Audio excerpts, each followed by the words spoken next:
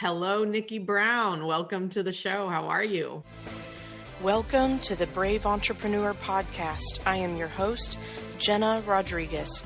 Entrepreneurs are leading the way and creating a whole new level of possibility. Each week, listen in to hear how brilliant entrepreneurs share their brave secrets. Entrepreneurship is not the easy way. It is the brave way. Now let's get our brave on.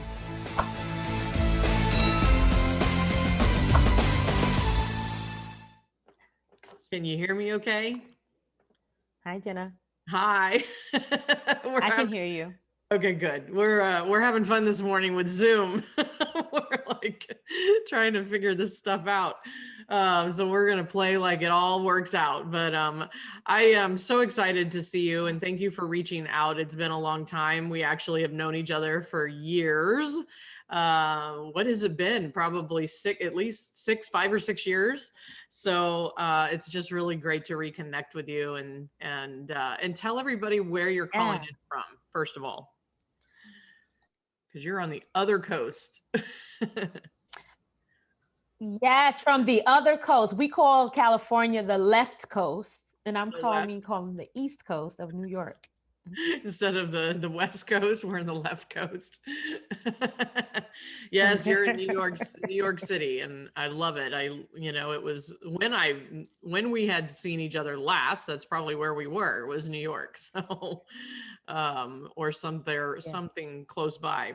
Well, for everybody new to you, I would love for you to just kind of give a quick intro of the work that you do in the world.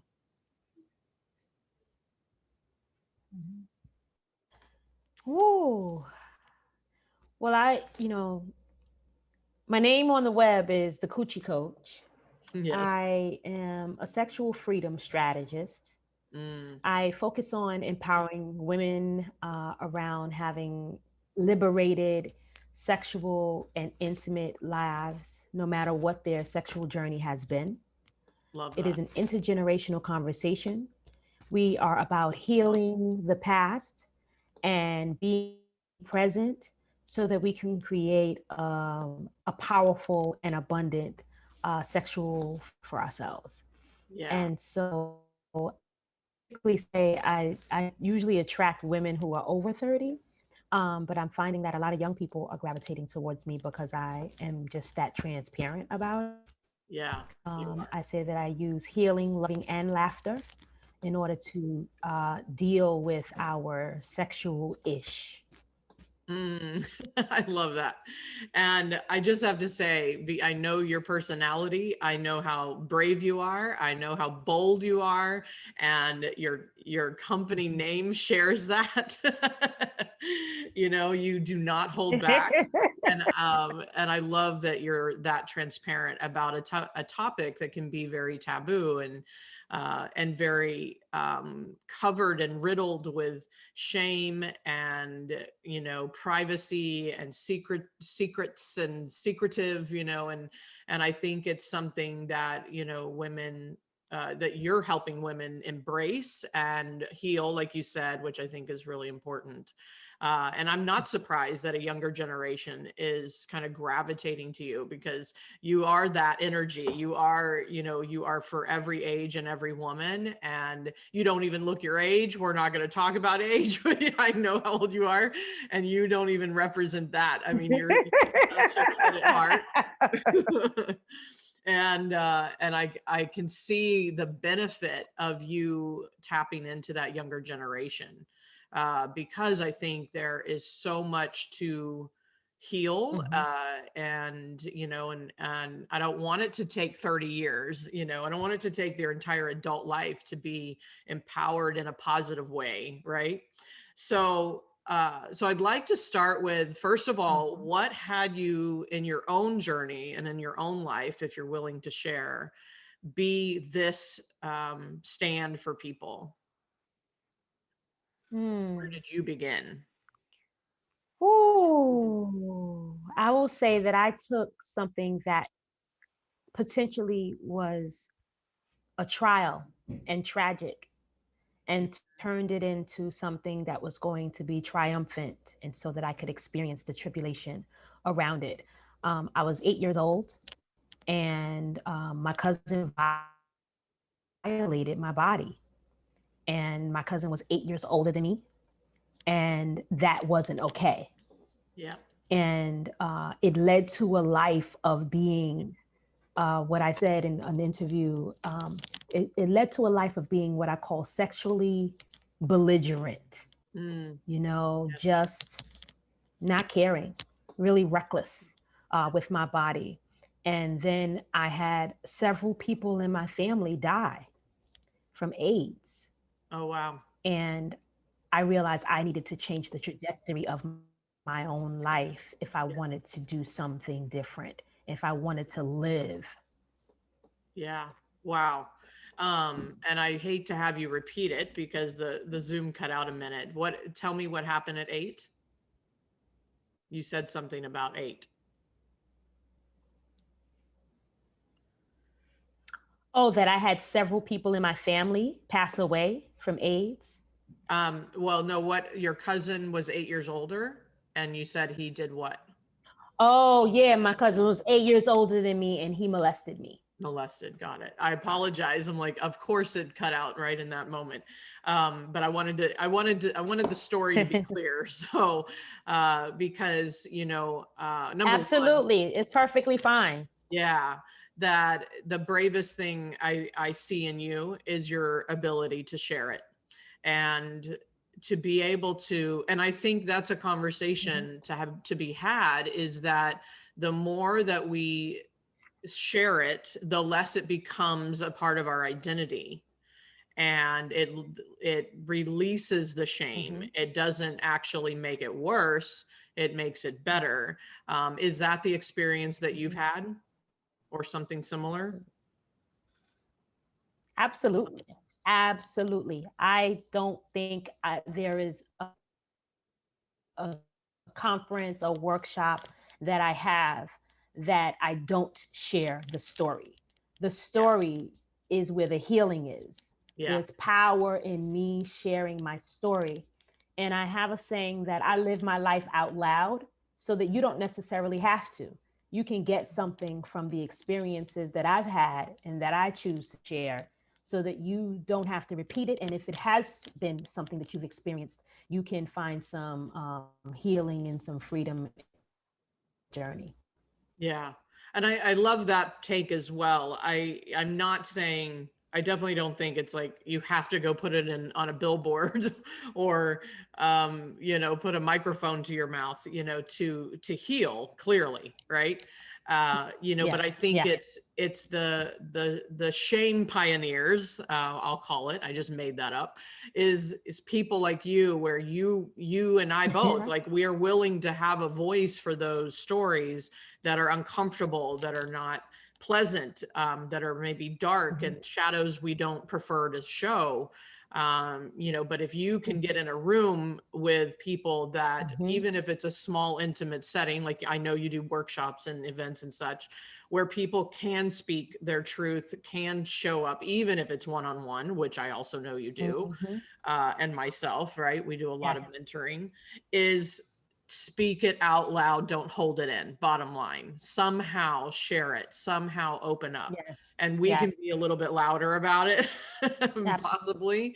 But I love how you say that that's how you allow and give permission to other people. And it's such a powerful stand to take. And I commend you for healing your own path, or at least stepping into the healing through having the loud voice, right? Through speaking up. So I think that's a beautiful approach for sure, and very brave, as we are having a brave conversation. What has been now, obviously I know you had to be brave enough to even start speaking out about it. But since you started sharing the story, what's been the hardest thing you've had to face since then? And once you started opening up and sharing and all of that, what do you find to be the next hurdle? Wow. Woo! So through the journey, I before I decided that I was going to do something different, that something needed to shift, I was impacted, infected with a sexually transmitted infection, right? Wow. And so while it doesn't mean it's not a death sentence, right? It's not something that is going to kill me. It is riddled with stigma. Yeah. And so that's been probably 20, 30, geez, how old am I? So yeah, like 30 years almost. Yeah.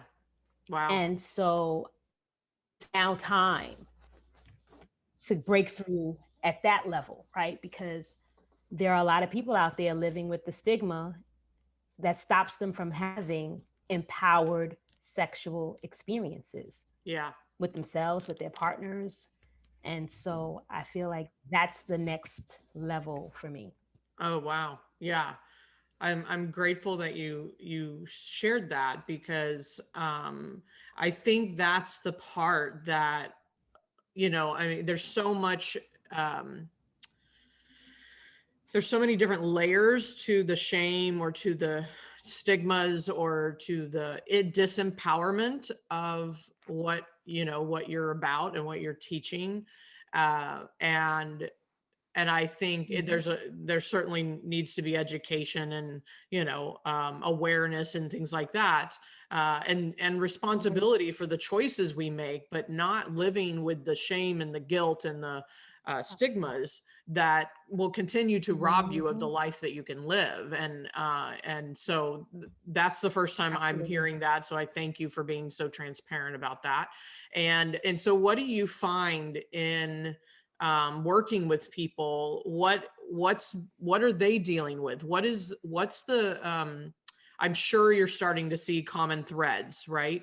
Because I really want to bring attention in this conversation to we're not all that different, right? And there is, times where we probably have more in common, even if the circumstances are different in some way, when it comes to this conversation. So what are you finding that's a common thread? A common thread is guilt, personal guilt, embarrassment. Yes. We blame ourselves, right? Where we have been victimized and we are at the impact of some. And while we can take responsibility, because I speak about that too, I take responsibility for the choices I've made, right? This not anyone's fault that I took and made other choices.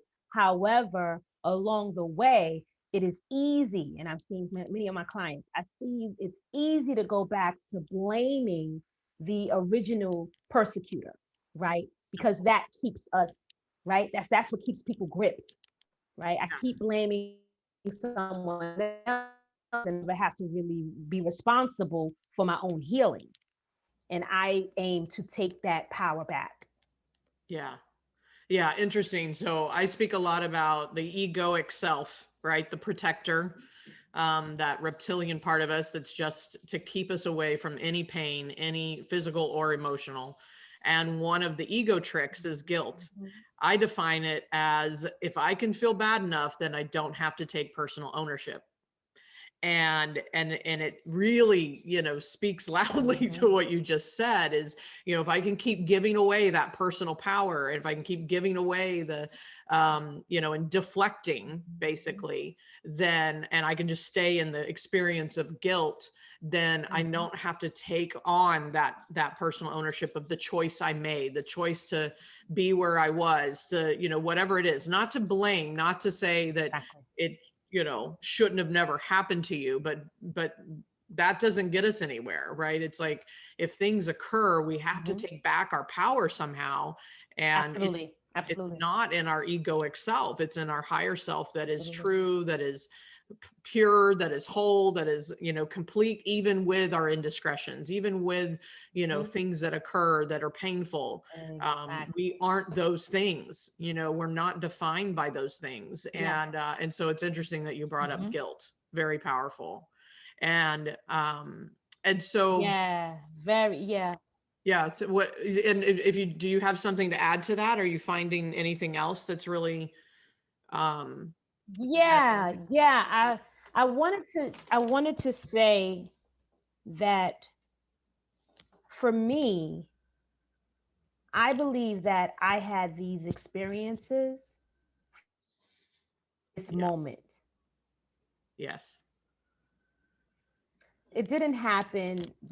You know what I mean? Like, who else was supposed to talk Mm, yeah, if not me? that's true. That's so true. And what a powerful place to take your power back is to understand it from a different perspective instead Mhm. of the victim of, right? Yeah, And it's absolutely. it's painful, it's unfortunate, it's, all of those things, but at the same time, what if the fortune is in, now look at who you can be for people? What And Hmm. that's a powerful place to be, right? Absolutely. Um, Another thing that just popped up was, I Hmm. know you have children. Absolutely. I know you have a daughter, right? And a young one, a young child.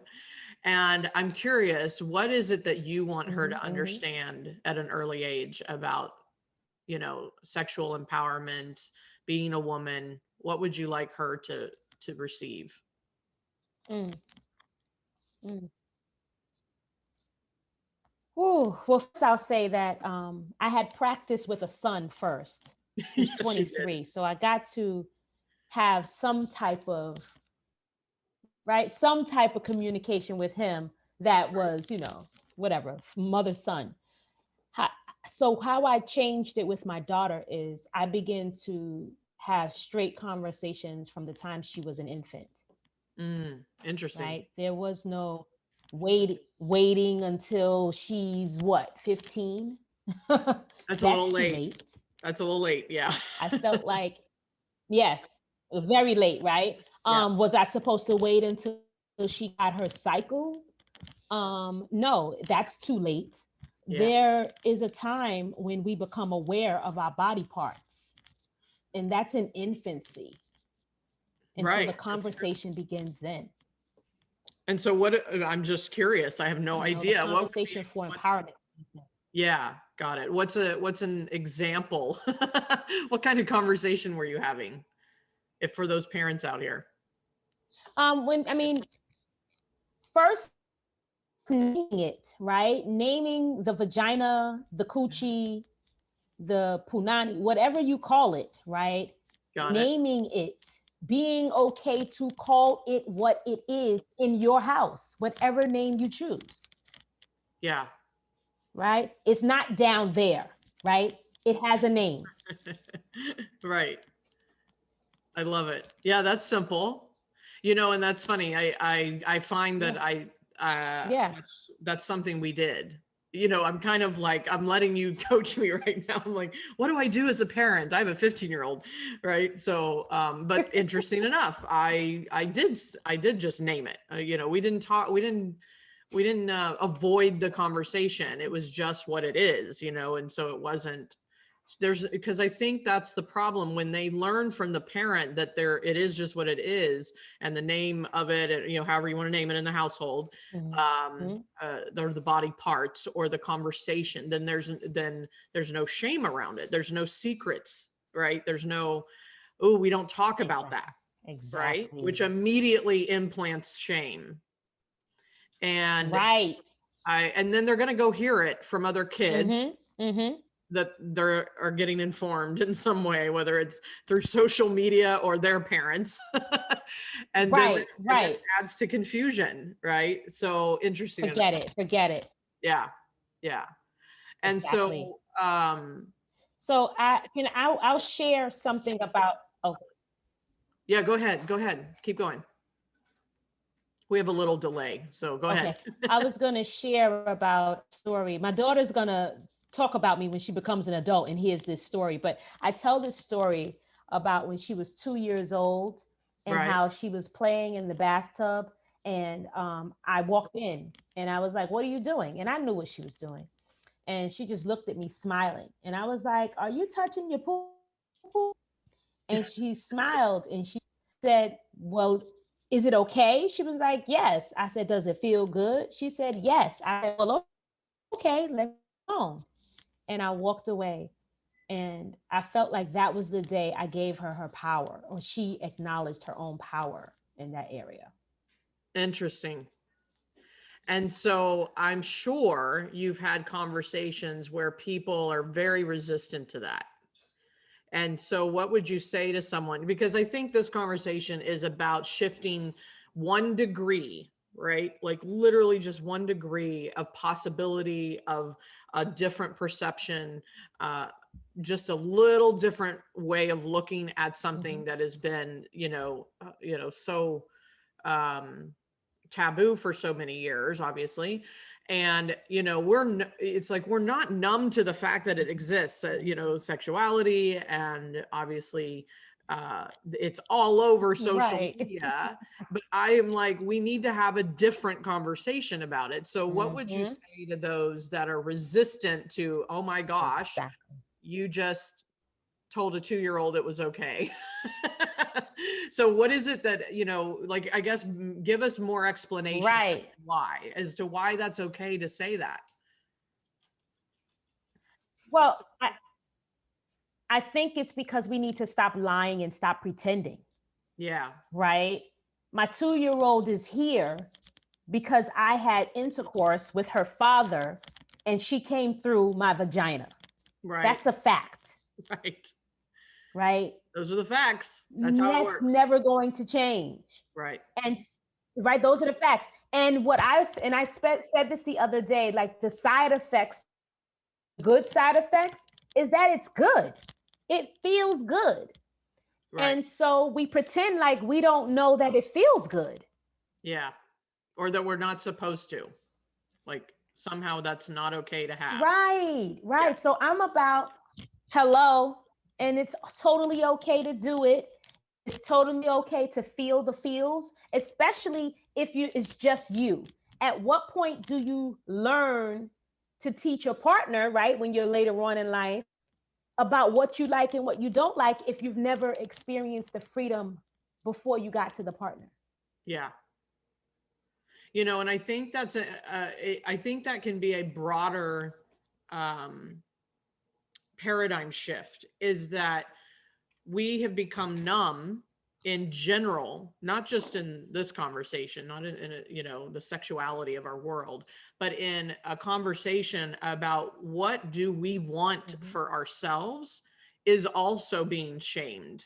Meaning we're not allowing ourselves to even want the career that we want, to want the relationships that we want, to want have the goals that we have.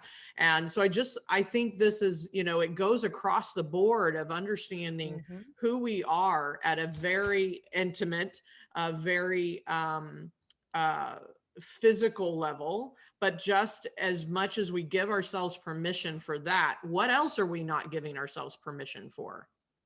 Right.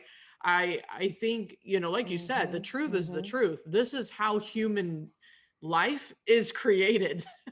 Like there literally would not be, as we know, one human being without the woman, right? There's just not, we're the machine. We are the ones. And yet there's so much shame and so much, like this is not okay and we shouldn't feel this way. I mean, there's just so much of it. But I think it spreads into, if we can solve this problem, if we can speak louder about this truth in our world, right? But speak it in a way that empowers, and speak it in a way that gives permission. I think we tend to rebel and do things that we wouldn't normally do, like, when we can't speak about it. And when it has it's almost like it's the opposite of what everybody's doing, right? Everybody's keeping it quiet and trying to like shut it down and not talk about it. Yet it actually has the opposite effect.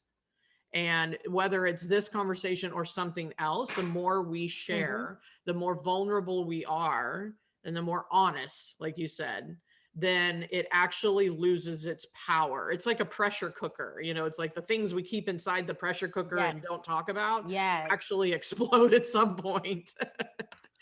I'm just seeing how this is a kind of an analogy for everything else in life, right? And so from this point in your journey, what do you think is the next bravest thing that you have to face for yourself? You said the next bravest thing I have to do? Yeah, I have to face for yourself. Yeah. What's next for you? Whoa. The goal is 1 million wombs being liberated in this area. Yep. And tell us, I love that you say that. I think I understand. 1 million women. Yes. Go ahead. Explain more. What does that mean?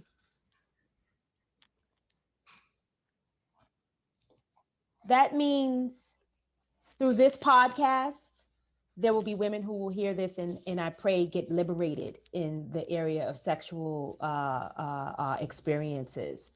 Through the workshops that I do, there will be women who get experienced and exposed and get some liberation. Through the books that I've written, people will read them.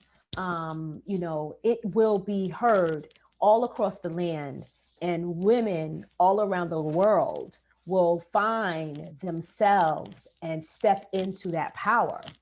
And so that's what I think could happen. I love it. And I support your goal. Like, I think it's really important. And I would also ask kind of the flip side of this. What do you want people to know that this isn't about?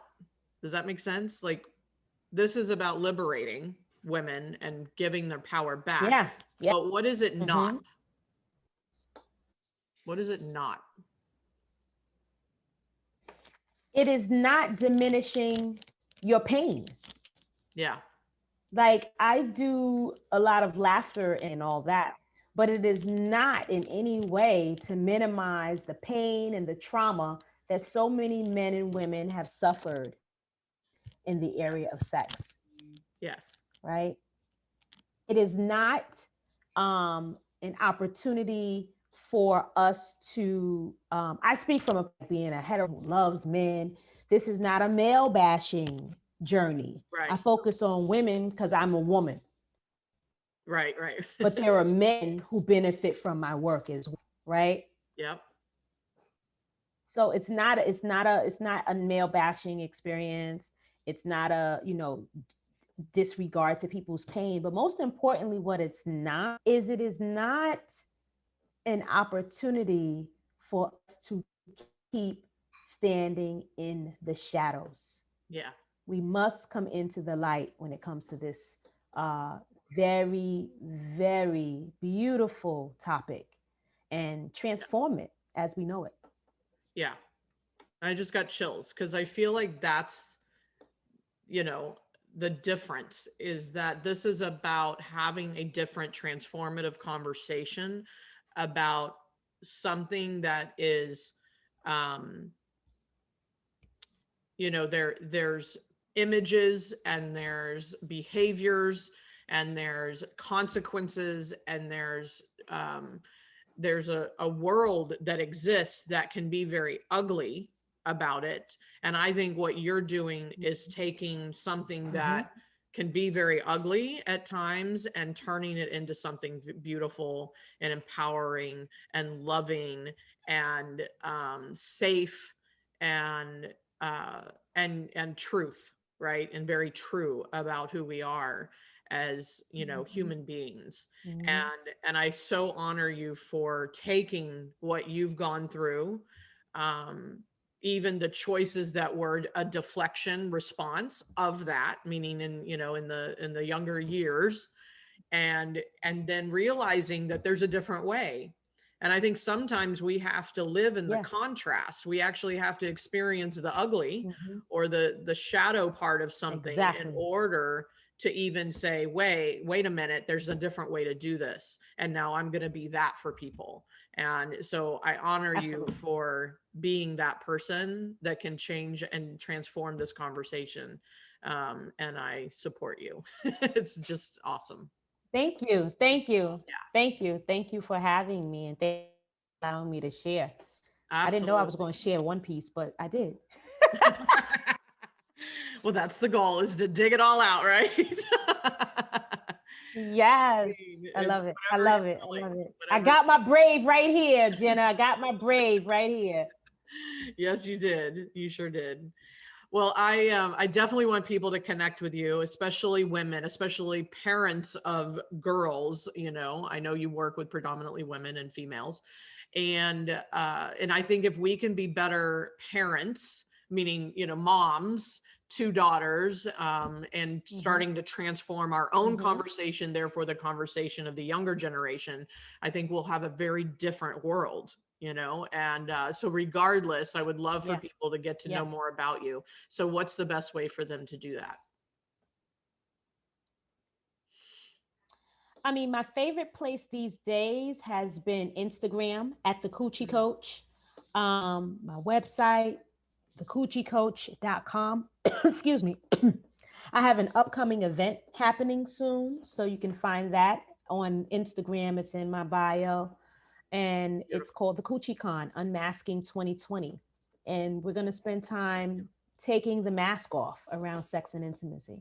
Oh, that's beautiful. And I know if this is, I don't know the timing of the airing of this, but I know you'll continue to have those kind of opportunities. So definitely connect with Nikki. And you have a complimentary gift for our listeners. What? Tell us more about that. Excuse me. So all of a sudden, you don't took so much I out of me got you today. all I'm over choked here up. choking, Jenna. That's what getting brave on looks like. Take a drink. So getting brave on. This is what it looks like. You're like, oh, my breath. You took my breath away. No. So the complimentary gift is something I call it's called the Jewels of Coochie Care, and it's a little cheat sheet on how to take care of your vagina. And if you follow me on Instagram and send me a DM message, tell me you heard it here on the Brave Masters, I'll be sure to get that out to you. Awesome. Well, thank you for that. I think it's, you know, here's what I want people to know about Nikki Brown. I know we've had a very serious conversation, but I think you're the perfect person because more than anything, you are hilarious. You are, you know, you say it in a way that can be fun and lighthearted and, you know, just drop all of the crazy stiffness around it, right? The stuffiness, and your personality is Mhm. contagious. So I love you, and I love that you are here being brave with us, Thank you. and having a really, you know, really different conversation, certainly for my show and for the world at large. But I knew it was important to share. Yes. So yeah, really powerful. Um, okay, so one Love last it. Thank question. you. Yeah, you're welcome. One last Yes. question is, if this was your last interview, if this was your last stage, you have no more workshops, you have no more events, you have, this is it. What is the Mm. message you want to share with the world?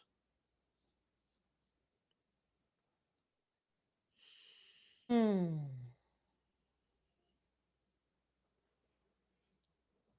That I am enough. No Mm, matter what the journey has been, no matter where you have gone, no matter mm, what has impacted your life, that I am enough. yeah, beautiful. And that's where it all starts, right? Where it Mm. all begins. So Yeah, thank you so much, Nikki Brown, that's for it. being here. This has been Yeah. really enlightening Thank you, and Jenna. Thank you, interesting. thank you, thank you. You're so welcome. And if you guys got any value out of this as you're watching, listening, please review us on iTunes or send Nikki or I a message or comment below, and give us your take and what you received, what your takeaway was, because it's really important for us to hear the feedback. I know this was one of those conversations, probably an unexpected conversation, and I would love to know how it impacted you in a positive way. So until next time, let's all go get our brave on. See you. Absolutely.